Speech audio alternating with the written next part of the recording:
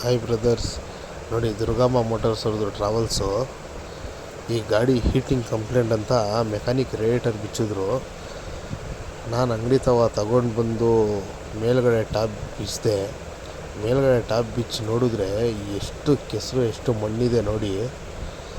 Coolant ಹಾಕಿದಾರೋ ಇಲ್ವೋ ಅವ್ರಿಗೆ ಗೊತ್ತಿಲ್ಲ, ಅಷ್ಟು ಮಣ್ಣಿದೆ. ಫುಲ್ ಎಲ್ಲ ಜಾಮ್ ಆಗಿಬಿಟ್ಟಿದೆ. ಸರಿ ಅಂತ ಹೇಳ್ಬಿಟ್ಟು ಒಂದೊಂದೇ ಶೆಲ್ಗೆ ಬ್ಲೇಡ್ ಹೊಡೆದೆ.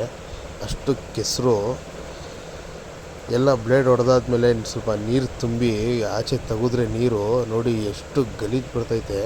ಎಲ್ಲ ಕೆಸರು ಥರ ಬಂತು.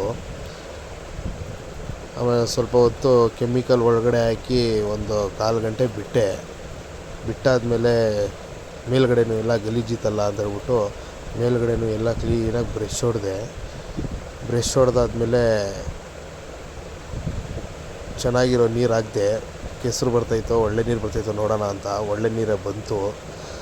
ಅವನ ಅಂಗಡಿ ತೊಗೊಂಡು ಬಂದು ಏರೆಲ್ಲ ಹಿಡಿದು ಟಾಪ್ ಫಿಟ್ ಮಾಡಾದ್ಮೇಲೆ ಲೀಕೇಜ್ ಚೆಕ್ ಮಾಡೋಣ ಅಂತ ನೀರು ಹಾಕಿದ್ದಕ್ಕೆ ಒಂದು ಕಡೆ ಲೀಕೇಜ್ ಬಂತು.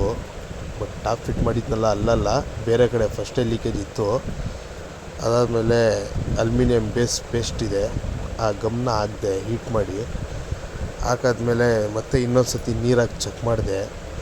ಎಲ್ಲೂ ಒಂದು ಪಾಯಿಂಟ್ ಲೀಕೇಜ್ ಇರಲಿಲ್ಲ.